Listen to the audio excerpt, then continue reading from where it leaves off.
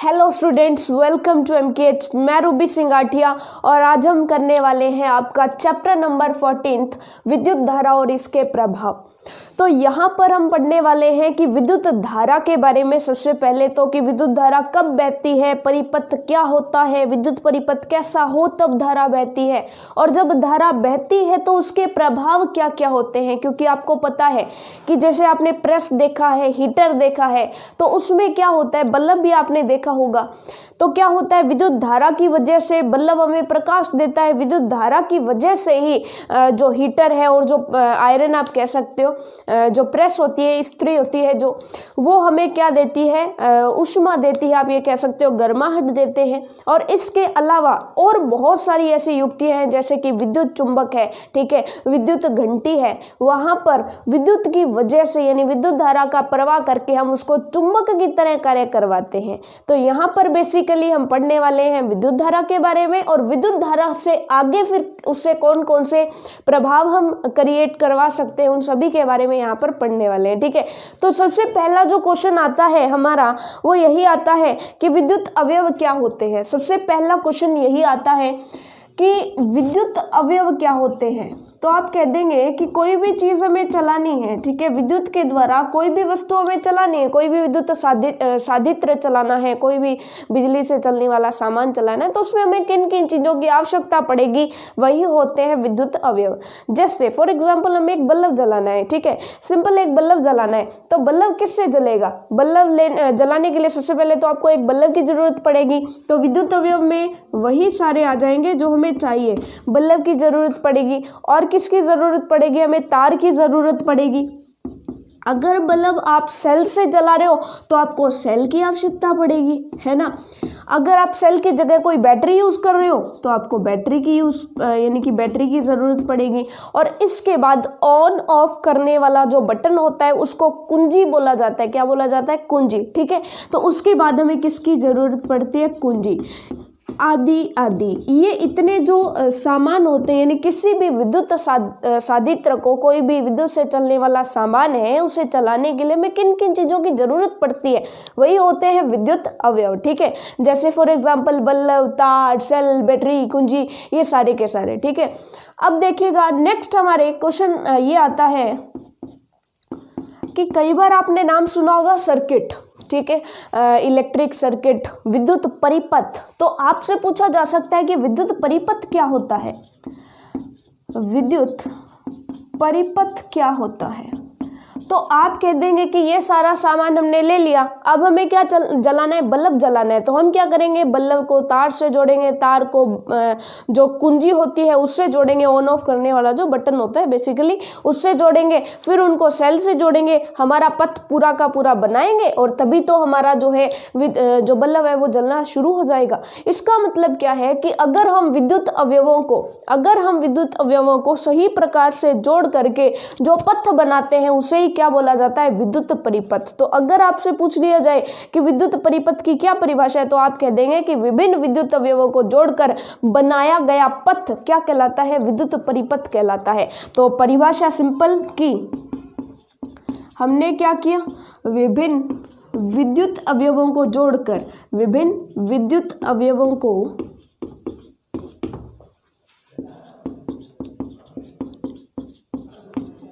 जोड़कर बनाया गया पथ क्या कहलाता है, बनाया गया पथ ही तो परिपथ कहलाता है, जिसे हम इंग्लिश में क्या कहते हैं, सर्किट कहते हैं, ठीक है।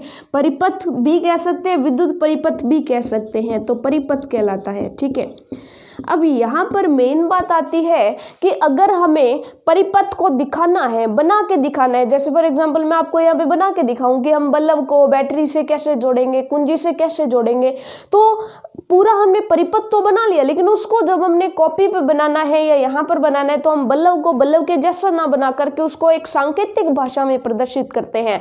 और ये जो पूरा का पूरा परिपथ है उसको सांकेतिक भाषा में जो लिखा जाता है, पूरे के पूरे परिपथ को सांकेतिक भाषा में लिखा जाता है, जो आलेख बनता है उसे क्या बोला जाता है, परिपथ आरेख बोला जाता है। तो आप कह देंगे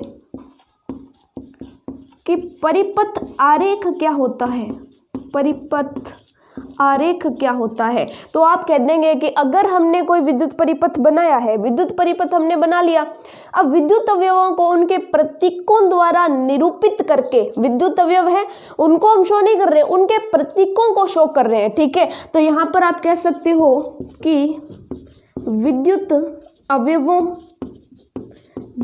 अवयवों को उनके प्रतीकों, उनके सिंबल लगाने हैं, बल्लभ नहीं लगाना, सिंबल दिखाना है कि ये बल्लभ का सिंबल है। अब किस किस चीज का क्या क्या सिंबल होता है वो हम देखेंगे, ठीक है। फिलहाल समझिए कि विद्युत अवयवों को उनके प्रतीक बना दिए, ठीक है। विद्युत अवयवों को उनके प्रतीकों के द्वारा दर्शाकर परिपथ का, या फिर ये कह सकते हो कि अनेक प्रतीकों द्वारा दर्शाकर परिपथ का जो आरेख बनाया जाता है, परिपथ का जो आरेख बनाया जाता है क्या कहलाता है? परिपथ आरेख कहलाता है। अब अपने उदाहरण लेते हैं कि परिपथ आरेख कैसे हम दिखाएंगे, परिपथ आरेख कैसे बनेगा, और बल्लभ, तार, सेल, बैटरी, कुंजी, इनके जो प्रतीक है वो कैसे दिखाएंगे। तो देखिएगा, आज के बाद कभी भी बल्लभ बनाना हो तो आप साइंस के अंदर बल्लभ कैसे बनाएंगे। देखिएगा, बल्लभ का जो संकेत होता है वो कैसा होता है। देखिएगा, बल्लभ के अंदर आपने देखा होगा कि अंदर ऐसे एक टंगस्टन का तंतु होता है, अंदर क्या होता है, इस तरह से एक टंगस्टन का तंतु होता है, और ये जो तंतु है ये कांच के खोल में बंद होता है, कांच के खोल में बंद होता है। तो ये जो साइन है, ये जो सिंबल है, ये किसको दिखाता है? बल्लभ को दिखाता है।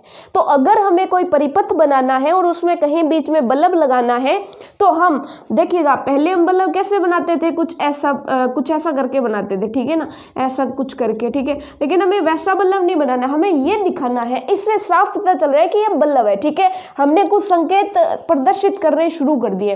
बल्लभ के बाद हमें क्या चाहिए? तार चाहिए। तो तार को सिंपल, तार को संयोजक तार भी कहते हैं, यानी जोड़ने वाली तार। तो तार को सीधी ऐसे लाइन खींच के दिखा देंगे, लाइन खींची पड़ी है, इसका मतलब उनको तारों से जोड़ा गया है, ठीक है। उसके बाद किसको दिखाना है? सेल को।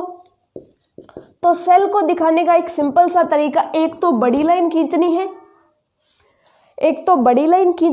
और एक छोटी लाइन खींचनी है, ठीक है। देखिएगा, सेल को दिखाने का एक सिंपल तरीका, एक बड़ी लाइन खींचनी है, एक छोटी लाइन खींचनी है। इसके इधर भी संयोजक तार होगा और इसके इधर भी संयोजक तार होगा, ठीक है। अब सेल के दो टर्मिनल होते हैं। आपने देखा होगा जो सेल होता है, आपने देखा होगा कि जो सेल होता है वो इस टाइप से होता है, दोनों तरफ से सेम नहीं होता। एक साइड तो सेल की टोपी होती है और दूसरी साइड सेल की टोपी नहीं होती है ना। एक साइड तो क्या होता है, सेल की इस तरह से टोपी निकली हुई होती है, और एक साइड से सेल क्या होता है, बिल्कुल प्लेन होता है।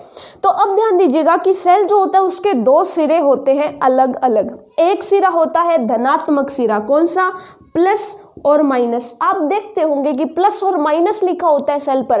प्लस किस तरफ लिखा होता है? टोपी वाली साइड में प्लस लिखा होता है। यानी ये जो सिरा होता है ये कौन सा होता है? ये सिरा होता है धनात्मक सिरा। और ये कौन सा होता है? ये होता है ऋणात्मक सिरा। कौन सा? ऋणात्मक सिरा। तो धनात्मक सिरा और ऋणात्मक सिरा, ठीक है। यहाँ पे प्लस होता है, यहाँ पे माइनस होता है, दो अलग अलग सिरे होते हैं।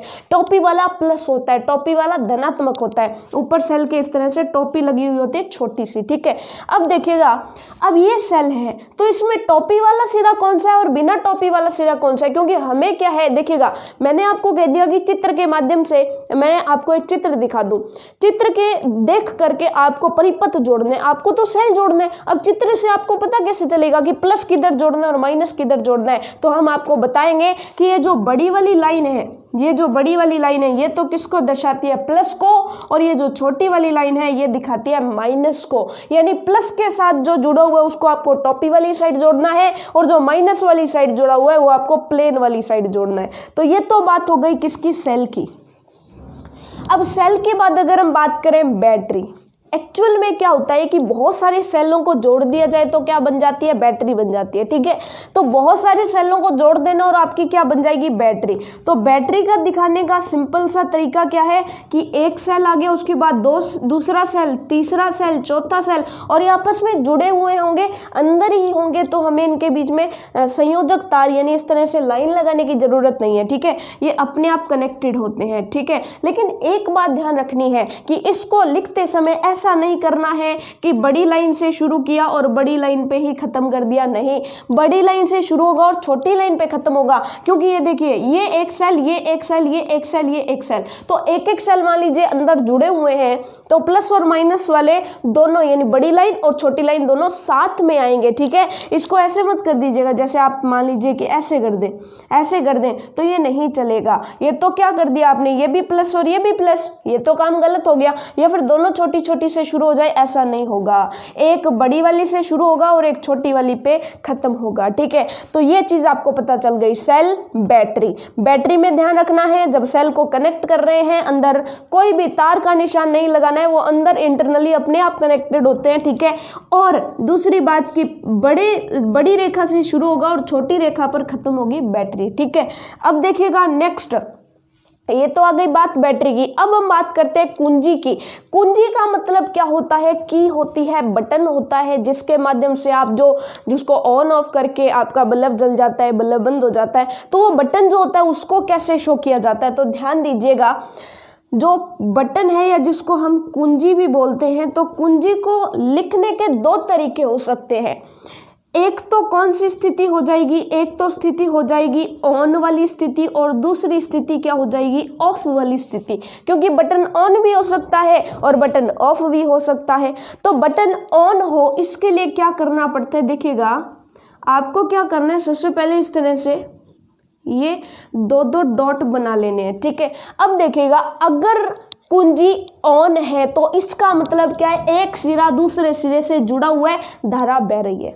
ठीक है, लेकिन अगर ऑफ है, इसका मतलब क्या है कि इसका कनेक्शन टूटा हुआ है, कनेक्शन टूटा हुआ है, इसका मतलब धारा बहेगी क्या, नहीं बहेगी। तो इसका मतलब आप साफ समझ रहे हो कि ऑन में तो हमें इन दोनों को जोड़ना है, ऑफ में इन दोनों को नहीं जोड़ना। ये जो कुंजी है इसको इस तरह से ऊपर उठा हुआ दिखाएंगे, यानी कि इससे कनेक्टेड नहीं है, जुड़ी हुई नहीं है, तो धारा आगे जाएगी क्या, नहीं जाएगी। तो सिंपल बात हो गई कि कुंजी ऑन और ऑफ होती है, इसको इस और इस तरीके से हम दिखाते हैं।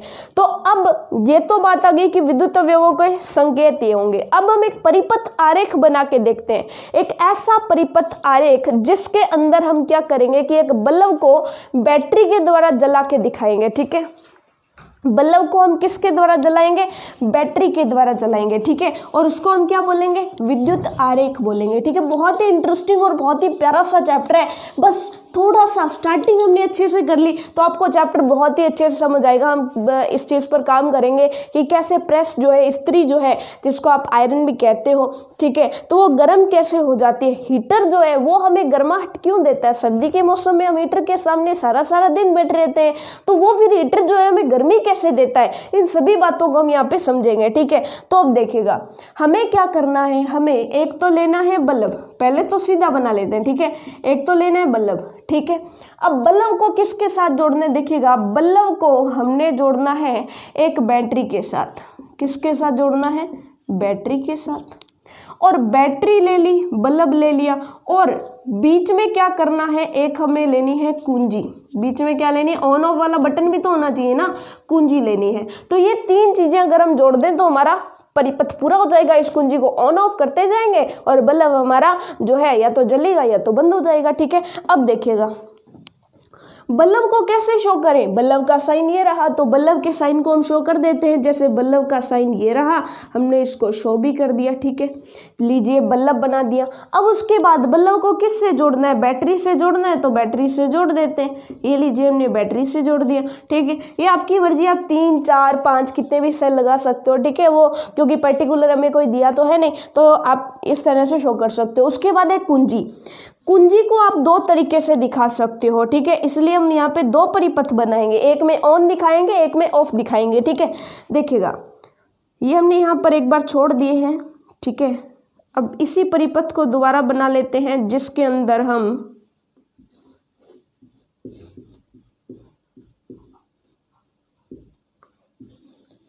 अब देखिएगा इसमें भी बल्ब है, इसमें भी बैटरी है। अब हमें कुंजी देखनी है। मान लीजिए कि ये जो है एक ऑन वाला सर्किट है, यानी बल्ब जल रहा है, ऑन वाला है, इसका मतलब इन्हें जोड़ा गया है, जोड़ेंगे तभी तो विद्युत धारा जाएगी। ठीक है, अब यहाँ पे हमें क्या करना है, ऑफ करना है। ऑफ करना है तो हम क्या करेंगे कि इसको इस तरह से इससे हटा हुआ दिखाएंगे, यानी इससे जुड़ा नहीं हुआ, बीच में सर्किट जुड़ा ही नहीं हुआ, तो विद्युत धारा नहीं जाएगी और बल्ब जलेगा नहीं। ठीक है, तो ये हो गई बैटरी, ये हो गया बल्ब, ये हो गई कुंजी। ठीक है, कुंजी को दिखाने का तरीका ये है, ये हो गई कुंजी, ये हो गई बैटरी और ये हो गया बल्ब। ठीक है, अब यहाँ पर एक अवधारणा आती है। यहाँ पर एक चीज़ बहुत ही इंटरेस्टिंग और बहुत ही प्यारी सी चीज़ है कि एक चीज़ यहाँ पर हमें समझ में आ रही है कि अगर परिपथ पूरा बंद नहीं हुआ, अगर परिपथ पूरे तरीके से बंद नहीं हुआ, यानी कि देखिए बैटरी से चलता है, बैटरी से चलता है, यहाँ पर चलता जाता है, चलता जाता है, चलता जाता है, चलता जाता है, और वापिस बैटरी पर आकर के जब तक नहीं रुकेगा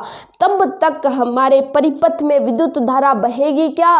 तो आप कहेंगे तब तक विद्युत धारा नहीं बहेगी। आप एक एग्जाम्पल लेके देखिए कि मान लीजिए आपने देखा होगा कि हम क्या करते हैं, कोई भी विद्युत का उपकरण चलाना होता है जिसमें मेनली 2 वायर्स होती हैं, तो वहां पर भी हमें जब हम स्विच में डालते हैं तो हम 2 वायर्स को इकट्ठा डालते हैं। ठीक है, मान लीजिए, उदाहरण लीजिए कि अगर हम एक तो वायर को डाल दें और दूसरी वायर को नहीं डालें तो क्या हमारा उपकरण काम करेगा? उपकरण काम नहीं करेगा। इसका मतलब क्या हुआ कि हमने एक को तो बैटरी से जोड़ दिया लेकिन दूसरे को बैटरी से नहीं जोड़ा। कहाँ नहीं जोड़ा? ये देखिए, यहाँ नहीं जोड़ा। यहाँ पे देखिए एक सिरा तो जुड़ा हुआ है लेकिन दूसरा सिरा यहाँ पर कनेक्टेड ही नहीं है ना, कि यहाँ तक अगर बात की जाए तो ठीक है, बैटरी से जुड़ा हुआ तो है लेकिन आगे बल्ब तो नहीं जुड़ा हुआ ना, बल्ब कहाँ बैटरी से जुड़ा हुआ है। ठीक है, तो एक सिरा जुड़ा हुआ है लेकिन दूसरा सिरा नहीं जुड़ा हुआ तो विद्युत धारा नहीं बहेगी। तो यहाँ पर एक चीज साफ साफ समझ आती है कि जब तक हमारा परिपथ पूरे तरीके से बंद नहीं होगा तब तक परिपथ में विद्युत धारा नहीं बहेगी। तो यहाँ पे ये दोनों परिपथ भी अलग अलग नाम से जाने जाते हैं। कौन कौन से नाम है इनके? देखिएगा कि ये जो परिपथ है ये पूरा आपको बंद दिखाई दे रहा है तो इसे हम क्या कहते हैं? इसे हम कहते हैं बंद परिपथ। बंद परिपथ है। यहाँ पर कुंजी कैसे स्थिति में है? तो कुंजी यहाँ पर ऑन वाली स्थिति में है। ठीक है, अब ये जो परिपथ है ये कुंजी आपकी किस स्थिति में है? ऑफ वाली स्थिति में है। जुड़ी हुई है क्या? नहीं जुड़ी हुई, बीच में से कनेक्शन टूटा हुआ है, इसका मतलब ये बंद नहीं है। इसका मतलब ये कैसा परिपथ है? ये तो हमारा खुला परिपथ है। और आप जानते हो कि जब तक परिपथ पूर्ण तरीके से बंद नहीं होगा परिपथ में विद्युत धारा बहेगी क्या? नहीं बहेगी। तो आप कह देंगे कि जब स्विच ऑन की स्थिति में होता है, जब स्विच ऑन की स्थिति में होता है, बैटरी के धन टर्मिनल से बैटरी के ऋण टर्मिनल तक परिपथ पूरा होता है, तब परिपथ को बंद परिपथ कहा जाता है। और ऐसी स्थिति में विद्युत धारा बहती है। ऐसी स्थिति में विद्युत धारा बहती है। ये देखिएगा बैटरी का धन टर्मिनल कौन सा? ये। ऋण टर्मिनल कौन सा? ये। धन टर्मिनल से चलते हैं और बिल्कुल चलते जाते हैं नेगेटिव ऋणात्मक टर्मिनल तक पूरा सर्किट बंद है। इसका मतलब बंद परिपथ है, विद्युत धारा बहेगी। और कुंजी किस स्थिति में है? ऑन स्थिति में है। दूसरा परिपथ आता है खुला परिपथ। इसमें कुंजी ऑफ स्थिति में होती है। इसमें धनात्मक टर्मिनल से नेगेटिव यानी ऋणात्मक टर्मिनल तक जाते हैं तो हमारा परिपथ कहीं ना कहीं से बीच में से टूटा हुआ होगा। और जहां से टूटा हुआ होगा वो कहां से टूटा हुआ होगा? ऑफ, यानी कि कुंजी से टूटा हुआ होगा, क्योंकि कुंजी हमारी क्या पड़ी है? ऑफ। बटन तो आपने ऑफ कर रखा है, बल्ब कैसे जलेगा? तो इसके अंदर विद्युत धारा नहीं बहती है, विद्युत धारा नहीं बहती है। तो ये तो चीज आपको समझ में आ गई। आज के बाद अगर आपसे पूछ लिया जाए कि खुले परिपथ में विद्युत धारा बहेगी क्या, तो आप क्या कहोगे? खुले परिपथ में विद्युत धारा नहीं बह सकती। ठीक है, ये चीज आपको समझ आ गई। अब हम बात करते हैं बैटरी की। मैंने अभी आपको क्या बताया कि बैटरी कैसे बनाई जाती है? बहुत सारे सेलों का संयोजन किया जाता है। आप यहाँ पे देख सकते हो, ये तो क्या होता है? एक सेल, यानी एक बड़ी लाइन और एक छोटी लाइन क्या दिखाती है? एक सेल को। और यहाँ पे हमने दिखाई है बैटरी। यहाँ पे देखो बड़ी और छोटी लाइन के कई सारे सेट आ रहे हैं। देखिए एक बड़ी लाइन छोटी लाइन, एक बड़ी लाइन छोटी लाइन, एक बड़ी लाइन छोटी लाइन, यानी बैटरी कैसे बनती है, सेलों को जब जोड़ दें तो क्या बनती है, बैटरी बनती है। और आपने देखा भी होगा कि टॉय कार जो खिलौने वाली गाड़ियां होती है उसमें कई सारे सेल लगा के हम उसको पावर देते हैं, यानी हम क्या कर रहे हैं, कई सारे सेल जोड़ करके एक बैटरी बना दी तो उसको ज़्यादा पावर जो है मिलेगी, और ज़्यादा पावर मिलेगी तो हम जब रिमोट से आगे पीछे करेंगे तो गाड़ी भी आगे पीछे जाएगी। ठीक है, तो आपने ऐसे खिलौने ढेर सारे देखे हुए है ना। अब ये तो बात हो गई किसकी, विद्युत अवयवों की। अब हम बात करते हैं कि बैटरी को कैसे बनाया जाता है, और बैटरी में जब सेलों को जोड़ा जाता है तो कैसे जोड़ा जाता है। तो ये बात बैटरी के सिंबल में ही छुपी हुई है, ये बात बैटरी के सिंबल में ही जुड़ी हुई होती है कि बैटरी में सेलों का संयोजन कैसे किया जाता है। तो सबसे पहली बात तो आपको पता होना चाहिए कि बैटरी बनती कैसी है। तो आप कह दोगे कि सेलों के संयोजन से, कई सेलों के संयोजन से क्या बनती है, हमारी बैटरी बनती है। अब बैटरी बनती है तो बैटरी के साइन में ही दिखाया गया है कि सेलों को कैसे जोड़ेंगे। देखिए मैंने फॉर एग्जांपल मैंने मान लीजिए 3 सेल ले लिए, ये तो प्लेन वाला हिस्सा हो गया और ये मान लीजिए टोपी वाला हिस्सा हो गया। यहाँ पे इस तरीके की टोपी होती है। ठीक है, अब एक और सेल ले लेते हैं। ठीक है, 2-3 सेलों को जोड़ेंगे हम एक साथ ताकि बैटरी काफ़ी अच्छी पावर की बना सके, है ना। ये एक और सेल हो गया। ठीक है, चलिए ये थोड़ा सा अजीब बन गया, इसको ऐसे बना लेते हैं। ठीक है, अब मान लीजिए एक और सेल ले लेते हैं। अब एक और सेल ले लिया, ये तीनों सेल ले लिए। ये तीनों सेल सबसे पहले तो आपको धनात्मक और ऋणात्मक देखना है। तो ये कौन सा सिरा धनात्मक, ये कौन सा ऋणात्मक, टोपी वाला धनात्मक, प्लेन सिरा ऋणात्मक। आप देख भी सकते हो सेल के ऊपर लिखा हुआ होता है। आपको आपके घर में पुराना सेल कहीं ना कहीं मिल जाएगा, अदरवाइज नया सेल मिल जाए तो उसमें आप देख सकते हो। ठीक है, अब देखिए अब कैसे जोड़ा जाए, इनको जोड़ा कैसे जाए। तो सिंपल आपको बात ध्यान कैसे रखनी है, बैटरी का सिंबल देखो जरा। बैटरी का सिंबल क्या होता है, बैटरी का सिंबल इस तरीके से होता है कि शुरू कहाँ से करना है, धन सिरे से करना है तो धन सिरे पर एक तार खुली छोड़ दो।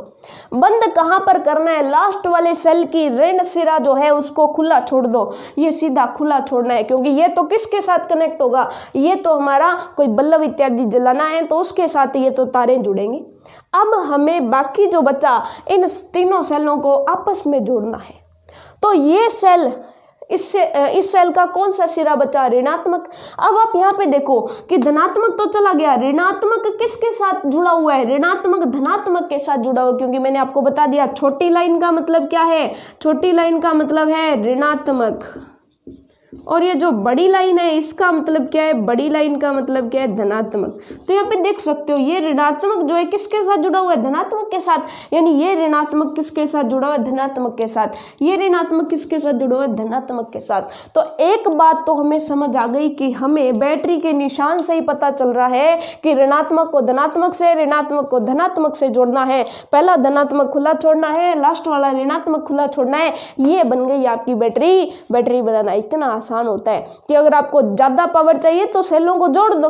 अगर ऐसे नहीं जोड़ना है, तारों के माध्यम से नहीं जोड़ना, सिंपल जोड़ना है तो आप क्या कर सकते हो, इस तरह से सेल ले लीजिए।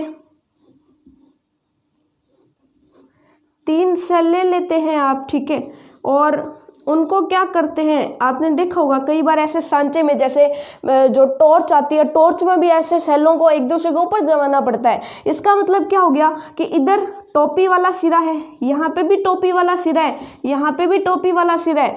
तो ये जो पहला सेल है इसका ये टोपी वाला सिरा यानी धनात्मक, और ये बिना टोपी वाला ऋणात्मक। दूसरे सेल का टोपी वाला सिरा धनात्मक, दूसरा सिरा ऋणात्मक। तीसरे सेल का पॉजिटिव यानी टोपी वाला धनात्मक और ये ऋणात्मक। ठीक है, तो आप देख सकते हो ये तो खुला पड़ा है, ये भी खुला पड़ा है, और आपस में कौन कौन जुड़े हुए हैं, ऋणात्मक धनात्मक, ऋणात्मक धनात्मक। ठीक है, तो ये सिंपल बात समझ आ गई कि एक साइड सभी सेलों की टोपी होगी और दूसरी साइड सभी सेलों की प्लेन सिरा होगा। एक सेल का प्लेन सिरा दूसरे के टोपी वाले से जुड़ेगा, दोनों टोपी वाले और दोनों प्लेन वाले सेल नहीं जुड़ेंगे। तो ये था तरीका आपका बैटरी बनाने का। तो आज के बाद अगर बैटरी बनानी पड़ जाए तो मेरे ख्याल से आपको बैटरी बनाने में कहीं भी कोई प्रॉब्लम नहीं आएगी। ठीक है, अब हम नेक्स्ट देखते हैं विद्युत धारा का तापीय प्रभाव।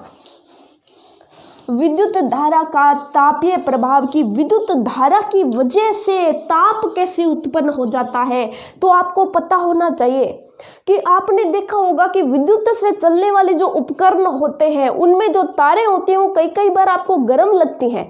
किस वजह से गर्म लगती है, तो आप ये कह देंगे कि जब किसी तार में से विद्युत धारा बहती है तो विद्युत धारा बहने की वजह से उसके तापमान में अधिकता आ जाती है, यानी उसका जो तापमान है वो बढ़ जाता है और इसी को क्या कहा जाता है, विद्युत धारा का तापीय प्रभाव कहा जाता है।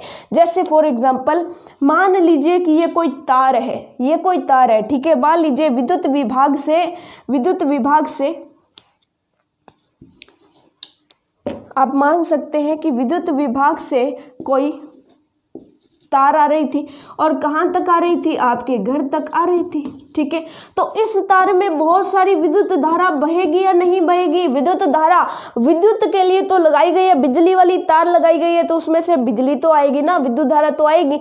तो विद्युत धारा आपके घर तक चल के आ रही है और जब आप देखते हैं तो ये तार क्या होती है, कभी कभी गर्म होती है और ये सभी तारों में पाया जाता है। जो भी तारें होंगी जिसके अंदर विद्युत धारा पाई जाती है वो गर्म हो जाती है। हाँ, ये अलग बात है कि कुछ चीजें जो है वो ज्यादा गर्म होती हैं और कुछ चीजें कम गर्म होती हैं। जैसे फॉर एग्जांपल आपने देखा होगा बल्ब के अंदर क्या होता है, आपने बल्ब की संरचना कभी देखी है? बल्ब के अंदर क्या होता है, मान लीजिए ये जो है आपका बल्ब इस तरीके का है, तो आपने देखा होगा कि बल्ब के अंदर ऐसे होता है और यह बीच में एक पतला सा तंतु लगा होता है। ठीक है, ये जो तंतु होता है वो किसका होता है, टंगस्टन धातु का होता है।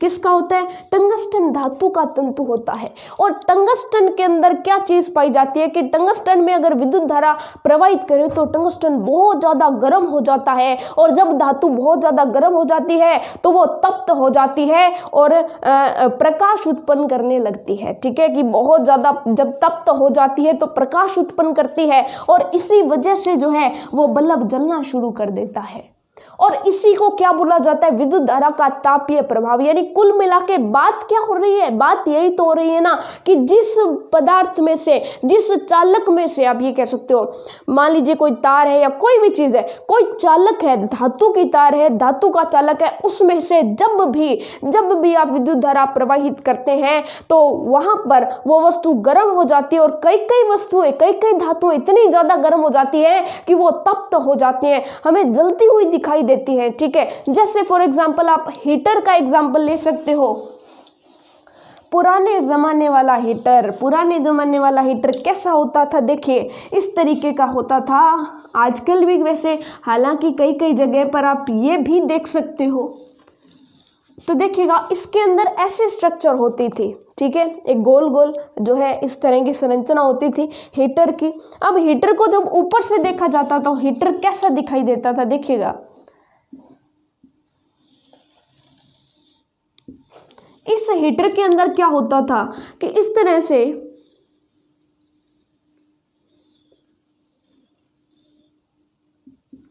कुछ रिक्त स्थान होता था और उस रिक्त स्थान के अंदर कुछ स्प्रिंग की धातु लगी होती थी, स्प्रिंग जैसी धातु, जैसे मान लीजिए कोई धातु लगी होती थी और उसके अंदर क्या होता था, स्प्रिंग होती थी। ठीक है, स्प्रिंग की आकृति की वो होती थी और जब इस हीटर का स्विच हम बिजली के बोर्ड में लगा देते थे तो ये धातु, इस धातु के अंदर से क्या होती थी, धारा प्रवाहित होती थी। पहले ये गर्म नहीं होती थी, पहले ये काले रंग की दिखाई देती थी। जैसे ये है हीटर, ठीक है, अब क्या होता है, इसके अंदर काले कलर की एक धातु होती है। ठीक है, एक काले कलर की धातु है और इसका स्विच जैसे ही हम बिजली बोर्ड में लगा देते हैं, जैसे ही ऑन कर देते हैं, जैसे ही ऑन करते हैं तो इसके अंदर धारा प्रवाहित होनी शुरू हो जाती है। और बच्चों को कहा जाता है कि बेटा इसके हाथ नहीं लगाना, अदरवाइज करंट आ जाएगा, ठीक है। यानी कि इसके अंदर से धारा प्रवाहित होने लगती है। इसके अंदर से जैसे जैसे जैसे जैसे जैसे जैसे धारा प्रवाहित होती है ये गर्म होने लगती है और 5-10 मिनट के बाद ये इतनी ज्यादा गर्म हो जाती है कि लाल लाल दिखाई देने लगती है।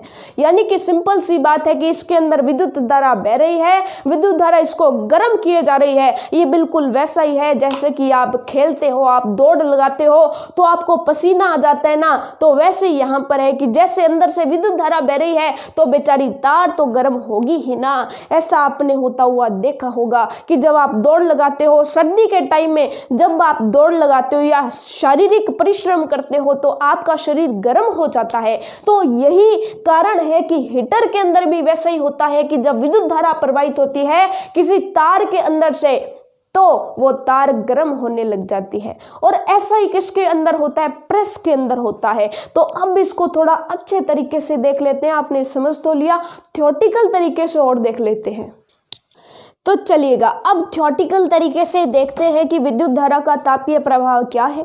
तो सिंपल सी बात है, देखिएगा कि जब किसी धातु से विद्युत धारा प्रवाहित होती है, कोई भी धातु है, धातु का तार है, उससे विद्युत धारा प्रवाहित हो रही है तो क्या होगा, तो वह तप्त हो जाता है, वो गर्म हो जाता है। इसे विद्युत धारा का तापीय प्रभाव कहते हैं। और इसे ही क्या कहते हैं, विद्युत धारा का तापीय प्रभाव, क्योंकि विद्युत के कारण वो गर्म हो रही है, ठीक है। अब देखिएगा, अब आपसे पूछा जा सकता है कि कोई 3 या 4 विद्युत तापन युक्तियों के नाम बताइए जो हमें गर्मी देती है लेकिन चलती किससे, बिजली से है, ठीक है। सो ऐसी युक्तियां क्या कहलाएंगी, विद्युत तापन युक्तियां कहलाएंगी।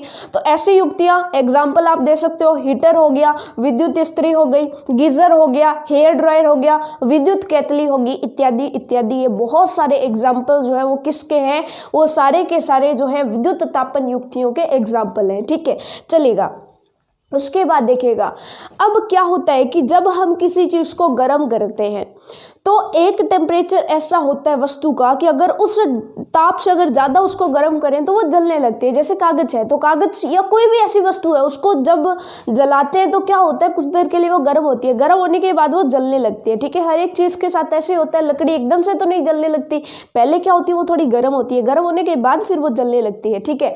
तो ऐसा ही अगर तारों के साथ हो जाए तो क्या होगा, तारों के साथ भी ऐसा हो सकता है। और कब होता है, जब उसमें से बहुत ज़्यादा विद्युत धारा बहेगी। तो तार के अंदर से बहुत ज़्यादा विद्युत धारा बहने को क्या बोला जाता है, लघु पतन या शॉर्ट सर्किट बोला जाता है। और इस शॉर्ट सर्किट की वजह से, शॉर्ट सर्किट का मतलब होता है कि बहुत ज़्यादा विद्युत धारा उसमें से बहने लगती है और बहुत ज़्यादा विद्युत धारा बहेगी तो बहुत ज़्यादा तापमान हो जाएगा और वहाँ पर आग लग सकती है, ठीक है। तो शॉर्ट सर्किट का मतलब आप समझ गए।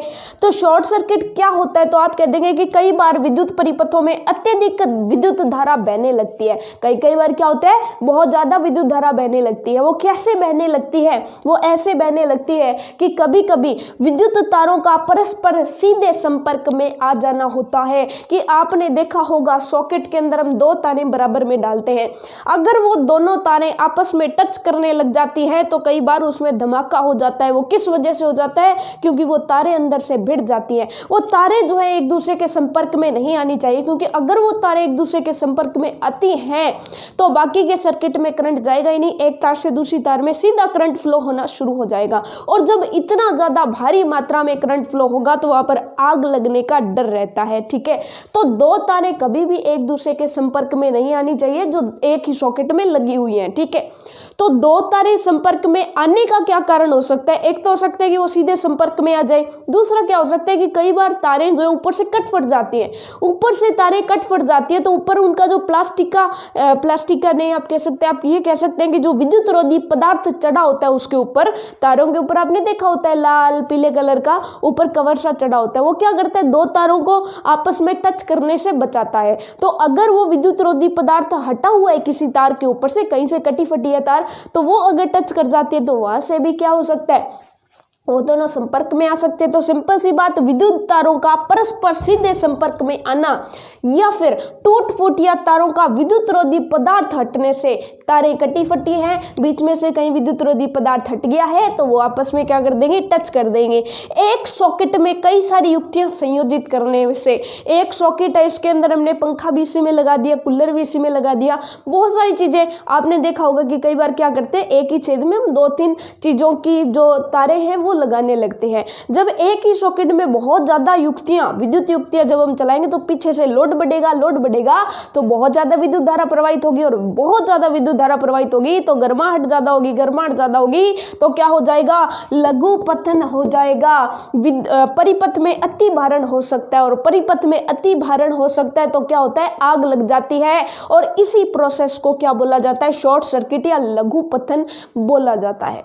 अब ये लघु पतन या शॉर्ट सर्किट से बचाने के लिए कौन सी युक्ति यूज की जाती है, तो वो युक्ति यूज की जाती है विद्युत फ्यूज। आपने सुना होगा कि फ्यूज उड़ गया, आपने क्या सुना होगा कि फ्यूज उड़ गया। तो वो जो विद्युत फ्यूज होता है वो कब उड़ जाता है और विद्युत फ्यूज क्यों उड़ता है, इस चीज को हम यहाँ पर समझने वाले हैं। देखिएगा कि विद्युत फ्यूज, सबसे पहले तो आपको ये समझना है कि विद्युत फ्यूज होता क्या है। तो विद्युत फ्यूज एक युक्ति होती है जो कि हमें शॉर्ट सर्किट से जो हानि होती है, यानी लघु पतन से जो हमें हानि होती है, उसे बचाने के लिए हम विद्युत फ्यूज का यूज करते हैं। ठीक है, अब विद्युत फ्यूज होता क्या है, तो देखिएगा ये एक युक्ति है जिसके अंदर बहुत ही पतला सा तार होता है। ठीक है, अगर इस तार के ऊपर से बहुत ज़्यादा धारा गुजरेगी, यानी कि ये क्या है कि ये भी एक तार है, ये भी एक तार है, दो तारों के बीच में एक बहुत ही पतली सी तार लगाई जाती है, बहुत ही नाजुक तार लगाई जाती है। आप ये कह सकते हो कि ये तार जो है बहुत ही क्या होती है, नाजुक होती है। ठीक है, अब मान लीजिए कि इसमें से धारा बह रही थी, नॉर्मल धारा बह रही थी, तब ये आराम से काम कर रहा था। लेकिन अगर क्या होता है कि इसमें से बहुत ज़्यादा विद्युत धारा आप गुजारोगे तो ये बहुत ज़्यादा गर्म हो जाएगी, और ये तार क्योंकि नाजुक है तो गर्म होने के कारण ज्यादा गर्म अगर हो गई तो ये टूट जाएगी, और अगर ये टूट जाएगी तो कनेक्शन टूट गया, धारा नहीं बहेगी तो आग नहीं लगेगी। तो आपने देखा होगा कि आजकल घरों के अंदर क्या होता है कि दीवारों के अंदर ही फिटिंग होती है। ठीक है, अब ऐसी फिटिंग जब होती है तो ये चीजें बहुत जरूरी हो जाती है। अगर फ्यूज नहीं लगा होता, अगर ये तार नहीं कटती है तो अति भारण होता रहता है, आग लगती रहती है, और शॉर्ट सर्किट पूरे घर की विद्युत युक्तियों को जलाकर नष्ट कर सकता है अगर विद्युत फ्यूज ना लगा हो तो। ठीक है, तो ये काम करता है हमारा विद्युत फ्यूज। तो अगर आपसे पूछ लिया जाए कि विद्युत फ्यूज क्या काम करता है तो आप कह देंगे कि विद्युत फ्यूज जो है लघु पतन या शॉर्ट सर्किट से जो हानि होती है उससे हमें बचाता है। अब यहाँ पर एक और चीज़ है जो आजकल विद्युत फ्यूज की जगह यूज़ की जाती है, जिसको हम नॉर्मल भाषा में आईसी कहते हैं, लेकिन वो वास्तव में क्या होती है, वो वास्तव में लघु परिपथ विच्छेदक होती है। ध्यान दीजिएगा क्या होती है, एक और युक्ति आने लगी है आजकल, लघु परिपथ विच्छेदक। लघु परिपथ विच्छेदक, इसको आप क्या बोलते हो, इसको आप MCBS बोलते हो, MCBS। ठीक है, अब इसके अंदर क्या होता है, इसको आम भाषा में कई बार लोग ICB बोलने लगते हैं। ठीक है, लेकिन वैसे इसका नाम क्या है, MCBS है। ठीक है, अब देखिएगा लघु परिपथ विच्छेदक क्या करता है। आपने देखा होगा कि घरों के अंदर बहुत ही छोटे छोटे जहाँ पर मेन स्विच होता है, मेन जो जहाँ पर बिजली का होता है, वहाँ पर इस तरह से कई सारी आप देख सकते हो कि MCBS लगी होती है। ठीक है, अब अगर पूरे घर की फिटिंग में कहीं भी किसी भी तार में अति भारण होता है, यानी शॉर्ट सर्किट की संभावना बनती है, जहाँ पे बहुत ज़्यादा विद्युत धारा बहने लगती है, तो उस बहुत ज़्यादा विद्युत धारा बहने के कारण ऑटोमेटिकली ये जो कीज है इसकी, यानी MCBs है, वो गिर जाती हैं, यानी कि वो ऑफ हो जाती हैं, ऑटोमेटिकली ऑफ हो जाती हैं। जैसे ही ज़्यादा विद्युत धारा बहेगी ये ऑफ हो जाएंगे, ये ऑफ हो गई, विद्युत धारा है वहीं की वहीं ही रुक जाएगी। ठीक है,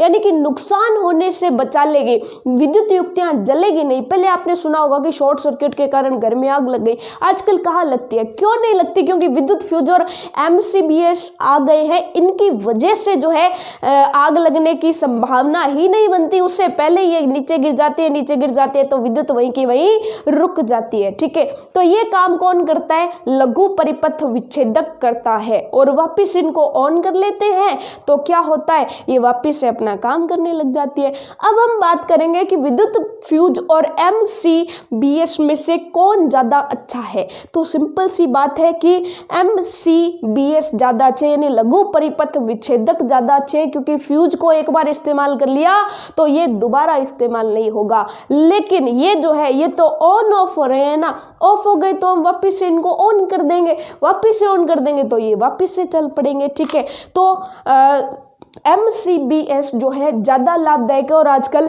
यही युक्तियां काम में लाई जा रही हैं, आप अपने घरों में भी देख सकते हैं। ठीक है, तो ये बात की हमने विद्युत धारा के तापीय प्रभाव की कि कैसे विद्युत धारा की वजह से तापीय प्रभाव उत्पन्न होता है। आज की क्लास में हम केवल तापीय प्रभाव ही पढ़ के जा रहे हैं। नेक्स्ट क्लास में हम इसके चुंबकीय प्रभाव और बाकी के जो प्रभाव है उनकी बात करेंगे, जहां पर हम विद्युत घंटी बनाना, विद्युत चुंबक बनाना सीखेंगे। बहुत ही इंटरेस्टिंग और बहुत ही मजेदार तरीका रहेगा, उसको आप घर पे भी बना पाएंगे। ठीक है, सो आज की क्लास में बस इतना ही। तब तक के लिए all the best for your self studies.